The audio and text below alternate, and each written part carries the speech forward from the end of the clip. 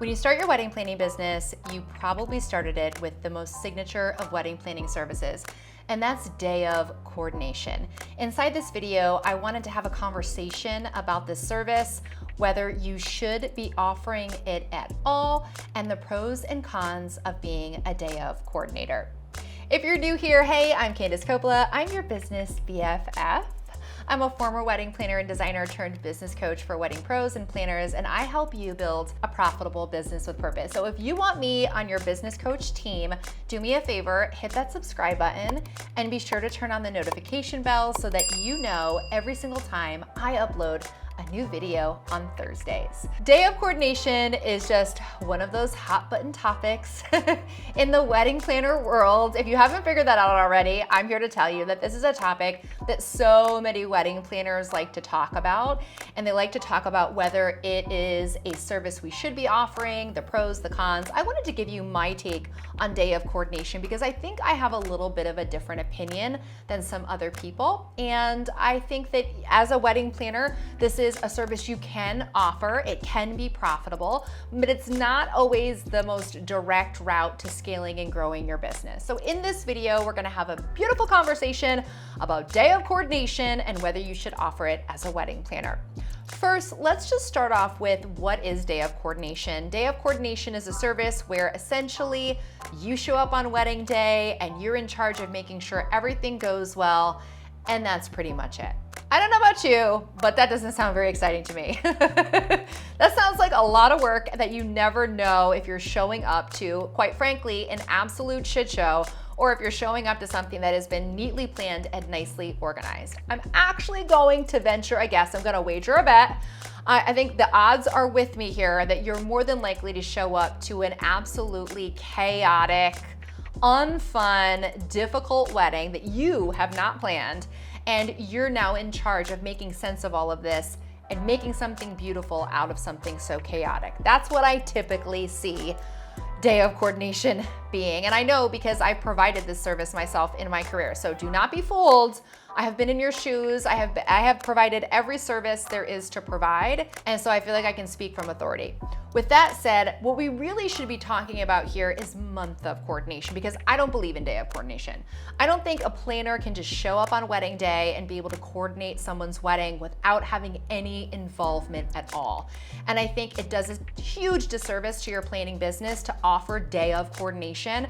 And you really are gonna risk your reputation because your reputation's on the line for every single event. Don't have control over what you're walking into, yet you're expected to perform miracles and make things happen. The slightest mistake that's not even your fault, you will, and mark my words, be blamed for. That's why I don't do day of coordination. No thanks, no please, no ma'am. No ma'am, not for me, and it shouldn't be for you either. What I think is a better service to offer is a month of coordination. Going forward in this video, we're gonna be talking about a month of coordination service. Day of coordination, girl, off the table, no thanks. But month of coordination is an interesting service that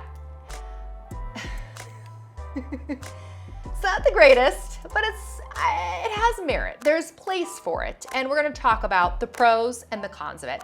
Now, month of coordination is when you come in a month or so prior to the wedding to help the client figure out final details, and then you're there, of course, on the day of. Is it ideal? Absolutely not.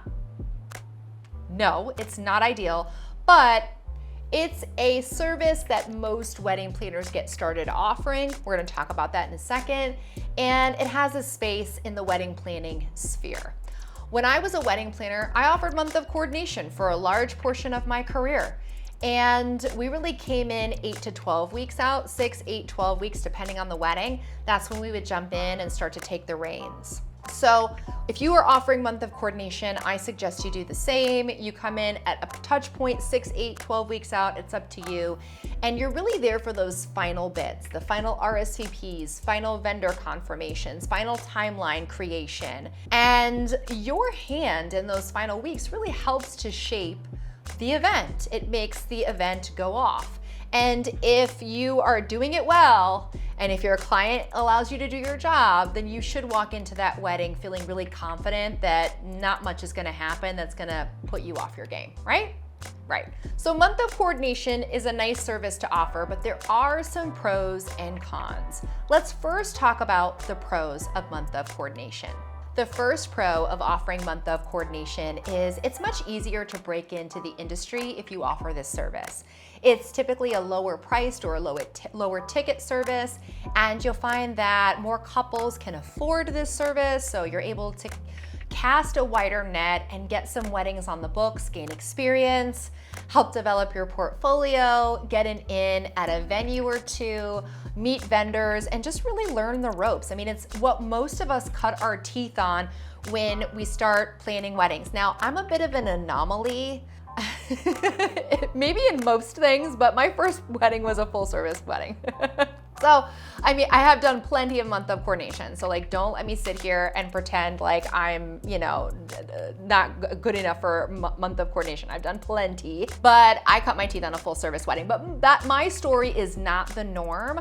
Most wedding planners are planning events and starting their career on month of coordination. So the first pro in offering month of coordination is it's much easier for you to break into the industry, to get that first set of clients you need to build your portfolio, to market your business, to add to your website, to gain experience so that you can continue to build and grow your business and go after some of those higher ticket clients. Now, the second pro of offering month of coordination is it helps to fill in gaps in your calendar. Now, you might not be new to the industry, but you may notice that your calendar is a little quiet. And what month of coordination can do is fill in some blanks in the calendar where you've got full service or other levels of planning. You're able to quickly add in a month of coordination wedding on a weekend where you weren't booked. So that's another pro of month of coordination, is it's pretty easy to fill in the gaps in your calendar with this service. And the last pro for month of coordination is it's a great service for your junior wedding planners. As you build your business, you may decide that you want to grow a team.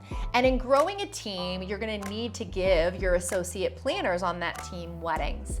And month of coordination can be a great service for them to cut their teeth on and begin their journey as a wedding planner within your company. There are more inquiries for month of coordination. Remember, there are more couples out there who can afford that service versus full service. And so there's just greater opportunity for your team member to learn and to be able to grow their career inside your company with that service.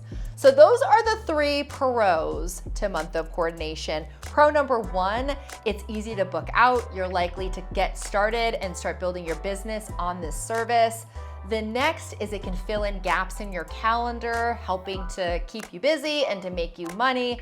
And then lastly, it's great if you have a team who's learning the ropes and getting started on their own events. They're likely going to take month of coordination events to start. But that's kind of where the pros end. And this is where we need to talk about the cons. There are some merits to having this service, but I think with those merits, we have to counterbalance. And this is the Libra in me. I'm always scaling everything and seeing both sides. There is downsides to offering the service. There's no other way to say it. And those downsides can be kind of severe. Like, you're really gonna have to ask yourself, is this a service I wanna offer? And am I willing to take the bad with the good that comes along with it, right? The first con of offering month of coordination is it's really hard to scale unless you have a team. You heard in my pros that month of coordination can help your team grow their skill set and take on their first set of clients. But unless you have a team, this service is really hard to scale. And let's just do some simple math here. If you're charging $1,000 for month of coordination and there are 52 weekends in a year, that's $52,000, right? But you're not gonna work every weekend, okay? That is just not going to happen. You're lucky if you work half that amount in your career. So let's just say then you do work half. Let's say you're lucky enough to work half. That's what? 20-ish, 20 plus. So let's just say 25. And that's $25,000. Girl, that's not a lot of money. That's not a lot of money at all. So you can clearly see how this is very difficult to scale in your business if all you're booking is month of coordination for yourself. You're one person who can typically only work one wedding a weekend and really provide a high level of service, and there are only so many weekends in a year, and you're not gonna be booked in them all, you're gonna be booked maybe half. And so in this instance, it just financially does not make sense for you to solely offer this service or for this service to be your bread and butter. Now, listen, when you start your business, it is your bread and butter. You're likely gonna be booked in month of coordination a lot. But if you wanna scale and grow a business without a team or even with a team, and you want to work less and not do 25 weddings a year or 30 weddings a year, you're gonna wanna look at incorporating a more full service approach to planning clients' weddings in general. So the first con is it's just not scalable without a team. Like you literally cannot do this all yourself. The next con is it limits your involvement and control. So with this, you really don't have control over what vendors are being hired and how the details are being manifested. You know, you're coming in 6 weeks out, maybe 8. And if you've offered this service, like you already know that your client can up their wedding very easily. I know Janelle just bleeped the F word out, but you know what I'm saying. Like they can mess it up easy. And so when you don't have control and involvement throughout the process, you know, it just isn't necessarily the wedding you would have planned, both stylistically and logistically. When you're a full service planner, you're guiding the ship. You are in charge. And you have a large say in how the wedding is planned and the decision that the client makes. This is a big con, and I think it really needs to be considered. The more month of coordination weddings you do, the more likely you are to see how not being involved is detrimental to your reputation, to the reputation and relationships you have with other vendors, in what these weddings produce for you from a marketing standpoint. So like, let's just be honest, we want really gorgeous weddings so that we can use those images to help get our next client. Like that's just a no-brainer. That's where our marketing comes from. And you know, if you're not involved in the aesthetic of it all, sometimes, you know, people don't have style. You know, they don't know how to put things together, as Grandma Vera would say. They don't know how to put things together. And so you walk in and you're like, okay, this is cool. Color palette. Oh, okay, chair covers. Oh, sashes. Oh, we're putting a long table runner on a round table. Okay. Okay, I won't be Instagramming this one. I make jokes, but I mean, I have like literally been there before. You wanna have creative and also logistical control over the wedding planning process with your clients. And in month of coordination, that just can't happen. The next con to offering month of coordination as a wedding planner is it can lead to burnout, and very quickly. When you are charging low amounts and attracting high volume of clients, I'm just here to tell you that you can quickly fizzle out. Your love of weddings and this joy you had to open your business and to be a wedding planner and to be a mogul and an entrepreneur and to create gorgeous events can quickly fizzle out and become flat. And you, my friend, can become burnt out. I mean, hating your job, having anxiety, not wanting to do this, resenting the work, not marketing your business, and just honestly, like, you know what burnout is. It's not a fun place to be. And I find that wedding planners who rely heavily on month of coordination without a team get burnt out pretty quickly on the service. The clients aren't always the greatest. There are a lot of problems and challenges that come up that could have been solved if the wedding planner was there from the beginning, but now you're dealing with it at the end. And the volume of weddings that you need to plan in order to be profitable is so great that you don't have a lot of time to spend with your family, you don't have a lot of weekends free, and you just become really tired. You'll have to ask yourself how you want to balance your services, and this service in particular, in the grand scheme of your service ladder, to make sure that you don't get burnt out offering month of coordination. And the last con, I've already alluded to this, is that you don't make a lot of money on low ticket services. And this is one of the biggest cons of month of coordination as a wedding planner, is that it doesn't provide you with a lot of revenue. I mentioned earlier, if you charged $1,000 for this service and there's only 52 weekends in a year and you're the only person who can offer this service in your company and you're doing half of those weekends. So you're being booked 25 weekends out of the year. If you're lucky, that's $25,000. Like, that is not going to be enough to sustain a business, the expenses of a business, but then also the expenses that you have and potentially the lifestyle you want to lead in your life. I mean, most of us get into business for a variety of reasons, but there are some core reasons, and one of those is being able to be the own boss of the money that you make and lining your own pockets with your labor. This is one of the things that I hear a lot from women who join my mastermind, Wedding Pro Insiders, is like, I started my business so I could line my own pockets and not someone else's. And if you're making $25,000 a year off of your business before you have to pay everybody else, like, girl, your pockets are lined with nothing.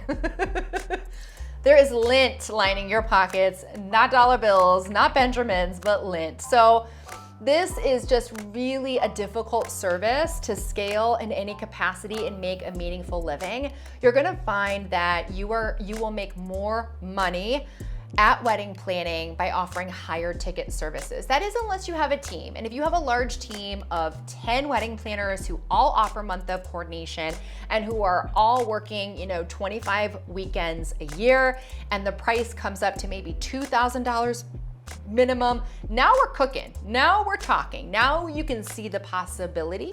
But if it's just you and your trusty clipboard and your laptop and the intern from the local community college, you're gonna be broke. And I don't want that for you. I want you to make money. I want you to line your own pockets, and I want you to make a meaningful living that gives back to your meaningful life, okay? So with all of that said, there are some steps that you can take to assess whether a month of coordination is something that you should call your bread and butter, if it's a service you should offer that maybe you can get people to upgrade from, and if you should just offer it to begin with. Here are the questions I want you to ask yourself. First, what are your goals? Does this service help to serve the goals you have overall for your business? Next, what type of clients do you want to work with? Do you want to work with clients who would traditionally hire a planner but only for a month of coordination? Do you want to plan less weddings and make more money, or plan more weddings and make less money? I mean, I feel like everybody's gonna answer this the same way, but it's a question that begs asking. So do you want to plan less weddings and make more money, or do you want to plan more weddings and make less money? I mean, if you pick option B, I'd love to hear why in the comment section below. I'd love to hear your reasonings why. Do you need to get a few weddings under your belt or a few weddings in your portfolio? If you're relatively new to business and offering the service does make sense, it helps you to get started. Everybody starts here. It's where you earn the first feathers in your wedding planner wings. If you're new, it could be a good idea to offer this if you need work for your portfolio. Do you need to fill in gaps in your calendar? Is your calendar looking light? Is there a little too much room for your liking? Do you need a little more moolah? Offering this service can help fill gaps in the calendar. I've seen a lot of wedding planners offer this service like 6 months out from any given wedding date. So not being able to allow anybody to book this at any time, but more so saying like, okay, you can, if your wedding's in June, you can only book this starting January, and if there's availability in my calendar. So that way you're able to fill in dates that otherwise would probably remain empty because it's just too close to the wedding to hook a full service client. And lastly, do you want to work with DIY clients? Like, is that cool with you? I don't know about you.